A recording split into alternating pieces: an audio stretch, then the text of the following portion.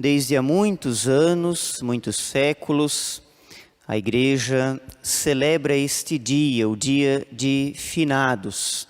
Surgiu na França, no mosteiro de Cluny, onde aqueles monges ali então, foram celebrando a vida dos seus irmãos queridos. Vocês sabem que quem vai para um mosteiro de clausura, vive dentro de um mosteiro, passa a vida inteira ali e é sepultado também ali, Então, a partir dessa realidade, os monges foram desenvolvendo, pensando e celebrando essa liturgia de Finados. Finados é uma palavra que deriva do verbo finar, um verbo que a gente não usa no nosso dia a dia. A gente usa findar, que é o mesmo sentido. Mas o verbo finar, terminar, acabar, consumir-se, esgotar, daí então deriva esse dia, essa celebração. Aqueles que acabaram, aqueles que findaram a sua caminhada terrena, o dia de Finados. E nós vivemos esse dia a partir da fé, Não é apenas a morte, não é apenas o fim, mas a gente celebra a vida, a ressurreição.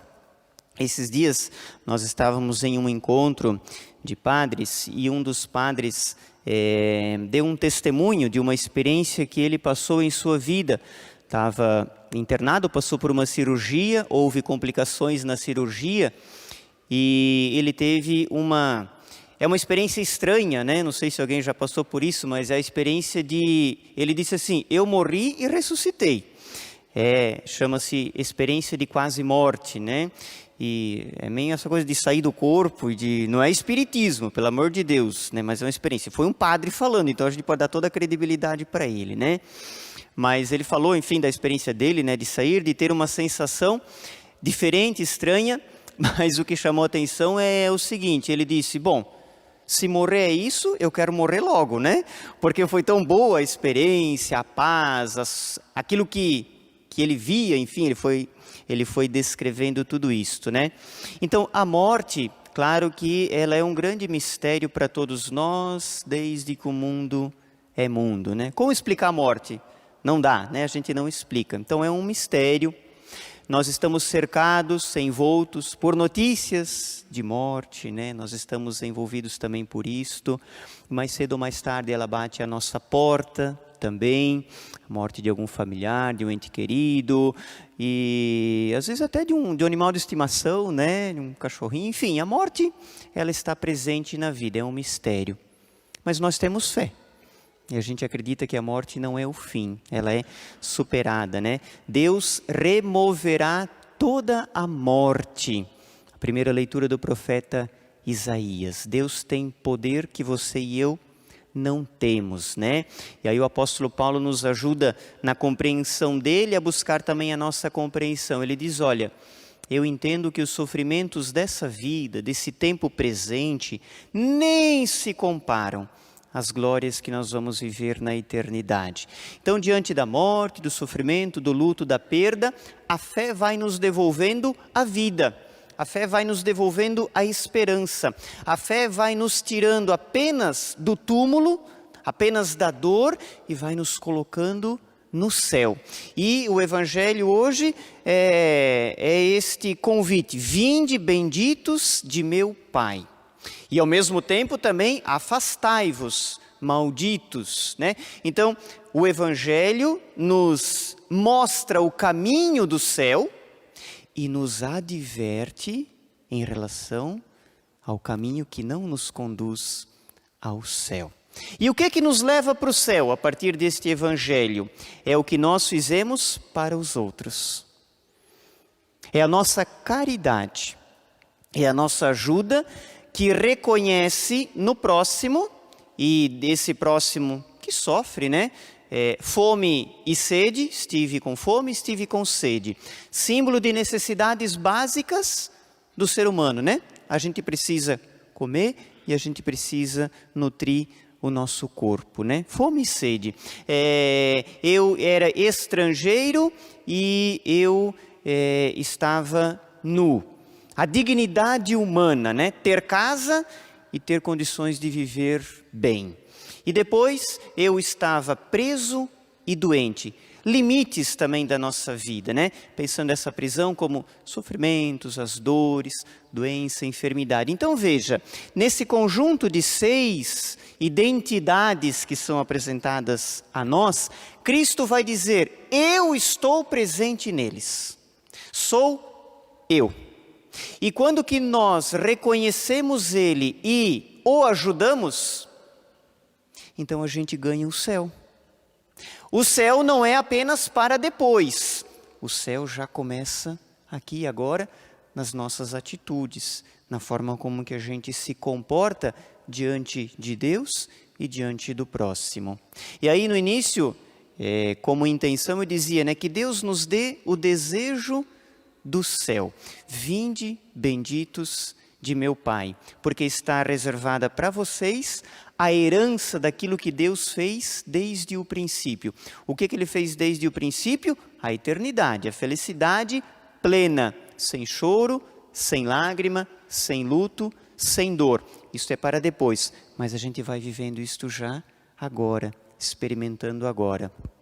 Quando nós temos no coração o desejo de ajudar, o desejo de fazer o bem, o desejo de ser útil nesta vida, não apenas de modo egoísta, né, mas para quem está ao nosso lado, esse desejo é desejo de céu.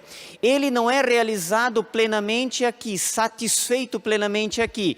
Ele vai ser satisfeito na eternidade. Vinde, benditos do meu Pai, porque eu precisei e vocês me ajudaram. Então agora o trabalho, a obra, a fé que vai se traduzindo em ação, né? Realmente concreta, de fato. E depois a recompensa. E aí por isso Paulo diz, olha, os sofrimentos dessa vida, que sofrimentos são esses? Os teus e os meus. E a solidariedade que a gente então vai tendo um para com os outros nesses sofrimentos, né? Esse sofrimento nem se compara ao que a gente vai receber. Mas tem que ter desejo de céu aqui agora. A gente tem que querer o que Deus quer para nós, porque a gente é livre. Nós podemos também não querer. Depois vem a outra parte. Afastai-vos. Afastai-vos de mim, meu Deus, que trágico seria isso se Deus dissesse para nós, né? Sai daqui. Não te conheço, né? Eu precisei e tu não me ajudou. Então veja, o céu, a gente celebra hoje os fiéis defuntos, aqueles que já estão no céu. O que é o céu deles? O céu deles, em boa parte, claro que tem toda ainda a misericórdia de Deus que supera tudo, mas em boa parte o céu daqueles que já partiram é a herança do bem que fizeram. Qual que será o teu e o meu céu? A herança do bem que a gente fez na terra. O desejo que a gente tem de ir para a eternidade. Não é desejo de morrer, é desejo de eternidade, é desejo de Deus. Agora, diante disso, é preciso que nós nos perguntemos, né? Olhemos para a gente mesmo, até onde vai o desejo de céu na tua vida?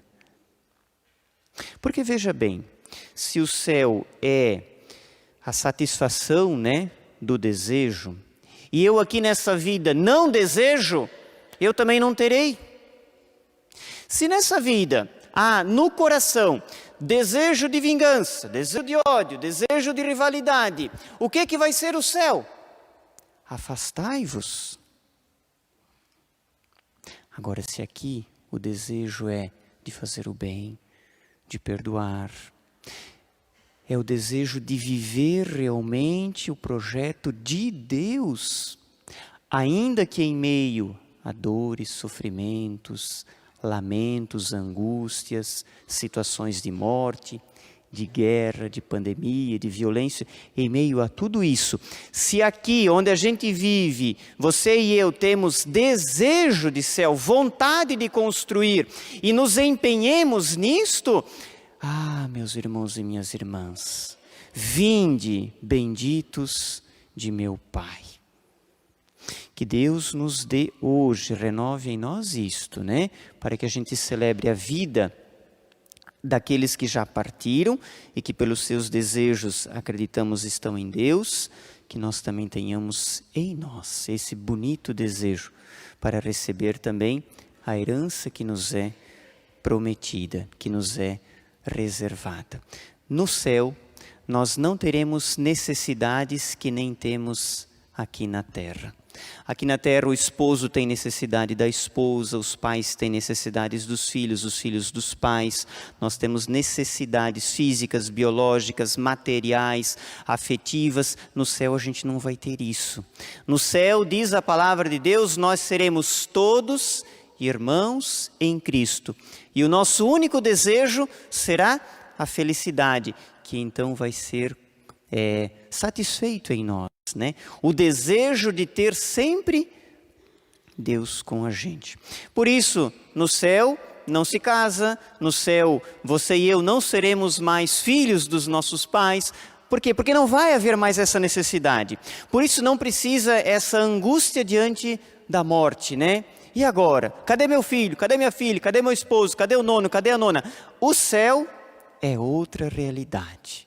São outras necessidades que nós teremos.